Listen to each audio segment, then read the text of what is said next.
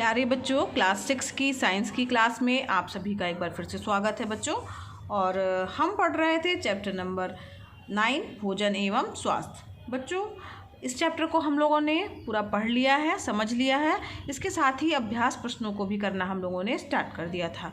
तो अभ्यास के प्रश्नों में बच्चों हम लोगों ने सही विकल्प, सही गलत, रिक्त स्थानों की पूर्ति और साथ ही ये सही जोड़े जो है ये हम लोगों ने कंप्लीट कर लिया था। इसको हम यहाँ तक के प्रश्न हम लोग हल कर चुके हैं। आगे हम बढ़ते हैं प्रश्न नंबर 5 से। तो 5वां प्रश्न है, निम्नलिखित प्रश्नों के उत्तर दीजिए। तो यहाँ पर हमें आ, ब, सा, द, य, र करके जो प्रश्न दिए हैं उनके उत्तर हमें देने हैं। तो आइए देखते हैं पहला प्रश्न क्या है। संतुलित आहार किसे कहते हैं? तो संतुलित आहार के बारे में बच्चों जब हम लोगों ने चैप्टर पढ़ा था तो पूरी चर्चा की थी। तो जिसमें सभी तरीके के पोषक तत्व उपस्थित हों और साथ ही बच्चों उचित मात्रा में उपस्थित हों, तो ऐसा आहार क्या कहलाएगा? संतुलित आहार कहलाता है। और अगर हम संतुलित आहार नहीं लेंगे बच्चों तो क्या हो जाएंगे? बीमार हो जाएंगे, क्योंकि शरीर हमारा कमज़ोर हो जाएगा। तो यही आपको उत्तर में लिखना है। ये देखिए बच्चों, ये आपकी बुक में ही जब हम लोग चैप्टर पढ़ा तब भी हम लोगों ने पढ़ा था कि जिस आहार में सभी पोषक तत्व उचित मात्रा में उपस्थित हों उसे संतुलित आहार कहते हैं। संतुलित आहार ना लेने के कारण शरीर में पोषक तत्वों की कमी होने लगती है, जिससे शरीर कमज़ोर होने लगता है और विभिन्न रोगों से ग्रसित हो जाता है। तो यही आपको इसके उत्तर में लिखना है। तो आप बच्चों इसका लिख लीजिएगा प्रश्न का उत्तर।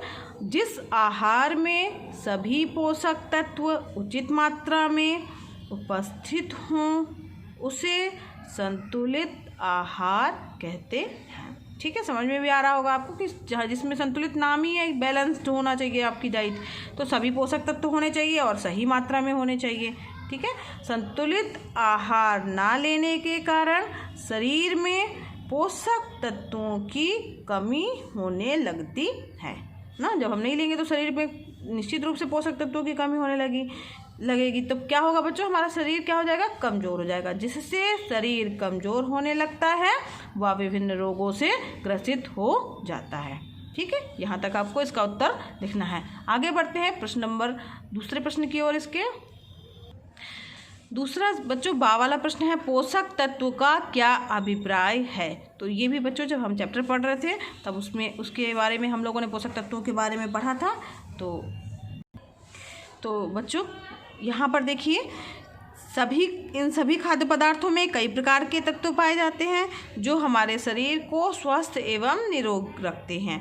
यानी जो खाद्य पदार्थ जिनमें सब पोषक तत्व पाए जाते हैं और हमारे शरीर को स्वस्थ एवं निरोगी रखते हैं, इन तत्वों को क्या कहा जाता है? पोषक तत्व कहते हैं। दूसरे शब्दों में वे तत्व या अवयव जो हमारे शरीर की वृद्धि, विकास एवं स्वस्थ रहने के लिए आवश्यक हैं पोषक तत्व कहलाते हैं। ठीक है, तो यहाँ पर जो है यहीं तक आपको इसका उत्तर लिखना है।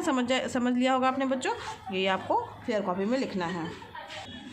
तो बच्चों इसका उत्तर क्या लिखेंगे आप? खाद्य पदार्थों में कई प्रकार के तत्व पाए जाते हैं जो हमारे शरीर को स्वस्थ एवं निरोग रखते हैं। इन तत्वों को पोषक तत्व कहते हैं। दूसरे शब्दों में वे तत्व या अवयव जो हमारे शरीर की वृद्धि, विकास एवं स्वस्थ रहने के लिए आवश्यक हैं पोषक तत्व कहलाते हैं। ठीक है, नेक्स्ट प्रश्न है बच्चों, प्रोटीन एवं कार्बोहाइड्रेट के चार प्रमुख स्रोतों के नाम लिखिए। यानी हमें बताना है कि प्रोटीन किन से मिलता है और कार्बोहाइड्रेट की प्राप्ति हमें किन किन स्रोतों से होती है। तो चैप्टर पढ़ते समय ही बच्चों हम लोगों ने पढ़ा था कि प्रोटीन एक जटिल कार्बनिक पदार्थ है। चना, मटर, मूंग, मसूर और उड़द, सोयाबीन, ये सब क्या है? प्रोटीन के प्रमुख स्रोत हैं। ठीक है, और इसके अलावा बच्चों गेहूँ, मक्का या मोटे अनाजों में भी कुछ प्रतिशत प्रोटीन होता है। तो इसके आगे ये सब भी लिखा हुआ है कि प्रोटीन से क्या क्या चीज़ें हमारे शरीर के लिए क्या फ़ायदा करता है। त्वचा, रक्त, मांसपेशियाँ और हड्डियों के विकास के लिए जो है आवश्यक होता है। घावों को भरने के लिए, रोग प्रतिरोधक क्षमता को बढ़ाता है। तो लेकिन प्रश्न में चूँकि पूछा गया है कि इनके जो है 4 स्रोतों के नाम लिखने हैं। तो आप कोई से भी 4 स्रोत लिख दीजिए।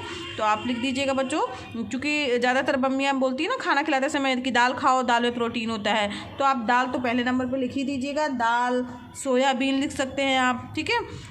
और ये मसूर, मूंग, ये सब क्या है, दालें ही हैं बच्चों। तो आप इसमें दाल पहले लिख दीजिएगा, दाल के बाद फिर गेहूँ लिख दीजिएगा ना, सोयाबीन लिख सकते हैं, दूध में भी प्रोटीन होता है, तो ये भी आप लिख सकते हैं। और इसके अलावा फिर इसके बाद प्रश्न में पूछा गया है कार्बोहाइड्रेट के प्रमुख स्रोत लिखना है। तो ये देखिए इसके ऊपर जो है हम लोगों ने ये भी पढ़ा था कार्बोहाइड्रेट के बारे में भी, और इनके स्रोतों के बारे में भी हम लोगों ने पढ़ा था। तो यहाँ पर देखिए ये देखिए, ये दिया हुआ ज्वार, मक्का, बाजरा, मोटे अनाज, चावल, आलू, केला, अमरूद, गन्ना, चुकंदर, खजूर, शक्कर, चीनी आदि जो है वो कार्बोहाइड्रेट के प्रमुख स्रोत हैं। तो यहाँ पर कोई भी आप 4 स्रोत लिख सकते हैं। तो जो भी आपको ठीक लग रहा है, जो भी आपको पसंद है या तो खाने में, वो आप कार्बोहाइड्रेट के प्रमुख स्रोत के रूप में लिख सकते हैं। तो इस प्रश्न का उत्तर इस तरीके से लिखिएगा। तो बच्चों इसका आंसर आप इस तरीके से लिख सकते हैं। प्रोटीन के प्रश्न जो चूँकि 4 प्रमुख स्रोतों के नाम ही लिखने के लिए पूछा है, तो आप केवल स्रोत ही लिखिएगा। तो प्रोटीन के 4 प्रमुख स्रोत दालें, सोयाबीन, चना, आप अलग अलग दालों का नाम भी लिख सकते हैं, उड़द, मसूर, इस तरह से सोयाबीन, चना, गेहूँ, इन सबको भी लिख सकते हैं। जो आपको समझ में आए वो लिख सकते हैं, कोई ज़रूरी नहीं कि यही उत्तर हो या यही 4 ही प्रमुख स्रोत हैं। तो उसके जो स्रोतों को हम लोगों ने पढ़ा है चैप्टर में, उसमें से कोई भी आप लिख सकते हैं। कार्बोहाइड्रेट के 4 प्रमुख स्रोत, तो इसमें भी चावल, कार्बोहाइड्रेट बच्चों जो है ज़्यादातर चीनी यानी जो मीठा है उससे भी मिलता है, और इसके अलावा बच्चों स्टार्च के रूप में या मंड या स्टार्च के रूप में मिलता है ना। तो उसमें जो मोटे अनाज होते हैं, मक्का है, बाजरा है, इन सब में भी बच्चों कार्बोहाइड्रेट पाया जाता है, चावल में भी पाया जाता है, आलू, चीनी, केला, ये सब कार्बोहाइड्रेट के स्रोत है। तो आप 4 स्रोत कोई से भी लिख सकते हैं, कोई ज़रूरी नहीं है कि ये जो लिखे गए हैं वही लिखिए, लेकिन आप जो है जो बुक में दिए हैं उसमें से कोई भी 4 स्रोतों के नाम लिख सकते हैं। आगे बढ़ते हैं नेक्स्ट प्रश्न की ओर बच्चों। अगला प्रश्न है बच्चों, विटामिन्स कितने प्रकार के होते हैं? तो ये आपको बताना है विटामिन्स कितने प्रकार के होते हैं। बच्चों चैप्टर पढ़ते समय हम लोगों ने अच्छे से समझा था कि विटामिन्स के बारे में और उनकी कमी से उत्पन्न होने वाले रोगों को, उनके स्रोत को और उनके लक्षणों के बारे में हम ये चैप्टर पढ़ते समय पढ़ चुके हैं। तो बच्चों विटामिन्स जो होते हैं वो 2 तरीके के होते हैं, वसा में घुलनशील विटामिन्स और दूसरा जो है इनका प्रकार है वो है जल में घुलनशील विटामिन्स। तो जो वसा में घुलनशील विटामिन्स होते हैं उसमें विटामिन ए, डी, ई तथा के आते हैं बच्चों, और जो जल में घुलनशील विटामिन है उसमें विटामिन बी और सी आते हैं। तो इसका उत्तर बच्चों आप इसी तरीके से यहाँ 2 पॉइंट बना के लिखिएगा। तो बच्चों उत्तर इस प्रकार से लिखिएगा, क्योंकि टोटल विटामिन हमारे पास में 6 होते हैं, ए, बी, सी, डी, ई तथा के विटामिन। और तो लिखिएगा विटामिन 6 प्रकार के होते हैं जिन्हें 2 श्रेणियों में बांटा गया है। पहला कौन सा प्रकार है बच्चों, वसा में घुलनशील विटामिन्स। इसमें कौन कौन से विटामिन आते हैं, विटामिन ए, डी, ई तथा के। और दूसरा इसका प्रकार है जल में घुलनशील विटामिन्स। तो जो जल में घुलनशील विटामिन है उसमें केवल 2 विटामिन आते हैं, विटामिन बी व विटामिन सी। ठीक है, तो प्रश्न इतना ही पूछा गया है, तो इसलिए हम लोगों ने इतना ही लिखा है। लेकिन आपको बच्चों पता होना चाहिए कि किस विटामिन की कमी से कौन कौन से रोग उत्पन्न होते हैं और उनका विटामिन का स्रोत कौन सा है, कौन सा विटामिन जो है वो किस में पाया जाता है, ये भी आपको पता होना चाहिए। ठीक है बच्चों, आगे बढ़ते हैं नेक्स्ट प्रश्न की ओर। बच्चों अगला प्रश्न है, स्वास्थ्य से आप क्या समझते हैं? तो पाठ पढ़ाते समय इसकी भी चर्चा हम लोगों ने की थी। बच्चों जब पाठ पढ़ाया जाता है उसको ध्यान से आप समझा करिए कि क्या पढ़ाया जा रहा है, मैम क्या बता रही हैं। और अगर आपने चैप्टर अच्छे से पढ़ा है तो सारे प्रश्नों का उत्तर आप स्वयं भी दे सकते हैं। तो स्वास्थ्य से आप क्या समझते हैं? जब बच्चों हम लोग स्वास्थ्य के बारे में पढ़ रहे थे तब हम लोगों ने पढ़ा था कि स्वास्थ्य वह अवस्था है जिसके अंतर्गत शारीरिक, मानसिक एवं सामाजिक कार्य समुचित क्षमता द्वारा उचित प्रकार से किया जा सके। तो यही आपको लिखना है इसके उत्तर में कि स्वास्थ्य क्या है, वह अवस्था जिसमें जो है शारीरिक, मानसिक और सामाजिक कार्य जो है वो समुचित क्षमता के द्वारा उचित प्रकार से किया जा सके। यानी हमारे शरीर के सभी अंग जो हैं सामान्य रूप से कार्य कर रहे होते हैं, तो शरीर के जो है ऐसा शरीर को क्या कहा जाएगा, स्वस्थ कहा जाएगा। तो सामान्य के शरीर के सभी अंग मतलब शारीरिक रूप से भी, मानसिक रूप से भी सभी जो है कार्य अगर हमारा अंग सभी सही कर रहा है तो इसका मतलब हम स्वस्थ हैं। तो स्वास्थ्य वह अवस्था है जिसके अंतर्गत शारीरिक, मानसिक और सामाजिक कार्य समुचित क्षमता के द्वारा उचित प्रकार से किया जा सके। इसका उत्तर यही आपको लिखना है। बस बच्चों, यही आपको इसका उत्तर लिख देना है। स्वास्थ्य वह अवस्था है जिसके अंतर्गत शारीरिक, मानसिक एवं सामाजिक कार्य समुचित क्षमता द्वारा उचित प्रकार से किया जा सके। ठीक है, अगले प्रश्न की ओर बढ़ते हैं। बच्चों, अगला प्रश्न है भोजन एवं स्वास्थ्य में क्या संबंध है। तो भोजन और स्वास्थ्य में तो संबंध है ही बच्चों।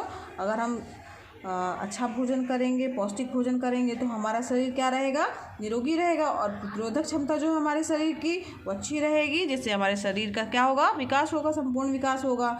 और पौष्टिक और संतुलित भोजन करने से स्वास्थ्य में भी वृद्धि होती है। तो यही इसका उत्तर लिखना है। ये पढ़ते समय भी बच्चों, चैप्टर पढ़ते समय भी हम लोगों ने पढ़ा था। तो हमारे बड़े बुजुर्ग क्या कहते हैं कि जैसा खाओगे अन्न वैसा बनेगा मन। बोलते हैं ना, अक्सर यही बोलते हैं कि जैसा खाओगे अन्न वैसा बनेगा मन। अर्थात जिस प्रकार भोजन अगर हम करेंगे उसी प्रकार से हमारा विचार भी होगा, हमारे मन में वैसे वैसे विचार आएंगे। यदि हम पौष्टिक भोजन करेंगे तो हमारा शरीर निरोगी रहेगा और शरीर की रोग प्रतिरोधक क्षमता मजबूत रहेगी, पूर्ण विकास होगा शरीर का। लेकिन अगर हम असंतुलित भोजन करेंगे, यानी जंक फूड खाएंगे, चाट, पकौड़ी, बर्गर, चिप्स, कोल्ड ड्रिंक जो आप लोगों को बहुत पसंद होते हैं ना, तो अगर हम ज़्यादा मात्रा में उसका सेवन करेंगे तो शरीर में पोषक तत्वों की क्या होती जाएगी, कमी हो जाएगी और धीरे धीरे हमारा शरीर जो है बीमारियों से ग्रसित हो जाएगा और हमारा विकास जो है वो समुचित रूप से नहीं हो पाएगा। तो यही इसका उत्तर लिखना है। तो बच्चों, इस प्रश्न का उत्तर आप लिखिएगा, भोजन एवं स्वास्थ्य में क्या संबंध है। तो जैसा कि अभी हम लोगों ने पढ़ा भी, हमारे बड़े बुजुर्ग कहते हैं कि जैसा खाओगे अन्न वैसा बनेगा मन। अर्थात जिस प्रकार का भोजन हम करेंगे उसी प्रकार का हमारा विचार होगा। यदि हम पौष्टिक भोजन करते हैं तो हमारा शरीर भी निरोगी रहेगा, शरीर की रोग प्रतिरोधक क्षमता क्या होगी बच्चों, मजबूत होगी, जिससे शरीर का पूर्ण विकास होगा। इसके विपरीत हम केवल अपने स्वाद के लिए भोजन करते हैं, अर्थात असंतुलित भोजन करते हैं। जैसे अगर हमें तो भाई बच्चों को ज़्यादातर क्या होता है, बर्गर, चिप्स, ये सब चीज़ें, कोल्ड ड्रिंक्स पसंद होती हैं। तो असंतुलित भोजन जैसे चाट, पकौड़ी, बर्गर, ठीक है, burger, pizza, chips, cold drink, ये सब अगर हम कर रहे हैं, असंतुलित भोजन को ले रहे हैं, तो हम बीमारियों से ग्रसित हो जाएंगे। ठीक है, तो ये आप इसका उत्तर लिख लीजिएगा। अतः पौष्टिक व संतुलित भोजन करने से स्वास्थ्य में वृद्धि होगी। नेक्स्ट बच्चों, अब ये हमारे पास में एक और लास्ट का प्रश्न बचा है। तो इसमें चित्र देखना है और पोषक तत्वों के अंक दिए हुए हैं। प्रोटीन के लिए 1 अंक है, कार्बोहाइड्रेट के लिए 2 अंक है, वसा के लिए 3 और विटामिन और खनिज लवण के लिए 4 अंक है। तो यहाँ पर देखिए अलग अलग तरीके की चीज़ें दी हुई हैं, किनसे हमें कौन कौन सी चीज़ें प्राप्त होती है उसका हमको अंक लिखना है। जैसे बटर दिया हुआ है, तो बटर से क्या प्राप्त होगा, वसा ना। तो यहाँ पर क्या हो जाएगा, इसका अंक क्या हो जाएगा, यहाँ जहाँ पर बटर दिया है वहाँ पर अंक आप 3 नंबर लिख दीजिएगा। ठीक है, इस तरीके से ये आपका होमवर्क है, समझ लीजिए। जैसे अब सब्जियाँ दिख रही हैं, सब्जियों में आपको क्या मिलता है, सब्जियों में आपको मिलता है विटामिन और खनिज लवण मिलेगा। ठीक है, जो अनाज है, दूध है, प्रोटीन मिलेगा इसमें, तो यहाँ पर 1 नंबर हो जाएगा। ठीक है, घी है तो वसा मिलेगा, 3 नंबर हो जाएगा। तो इस तरीके से बच्चों यहाँ पर आपको इनके अंक देने हैं, जो कि आपका होमवर्क हो गया। ये आप कर लीजिएगा यहाँ तक। और बच्चों यहाँ इसके बाद जो है हमारा ये चैप्टर यहीं पर समाप्त हुआ। और आज के लिए बच्चों बस इतना ही। अगर बच्चों पढ़ाना पसंद आ रहा हो तो वीडियो को ज़रूर लाइक कीजिएगा। अगर आप चैनल पर नए हैं, आपने अभी तक सब्सक्राइब नहीं किया है, तो चैनल को बच्चों सब्सक्राइब कीजिए। ये वीडियो क्लासेस एकदम निःशुल्क हैं, फ्री में हैं, तो आप भी इसका लाभ लीजिए, दूसरे बच्चों को भी शेयर कीजिए ताकि वो भी इसका लाभ ले सकें। धन्यवाद बच्चों, मिलते हैं नेक्स्ट वीडियो क्लास में, जिसमें हम एक नया चैप्टर पढ़ेंगे।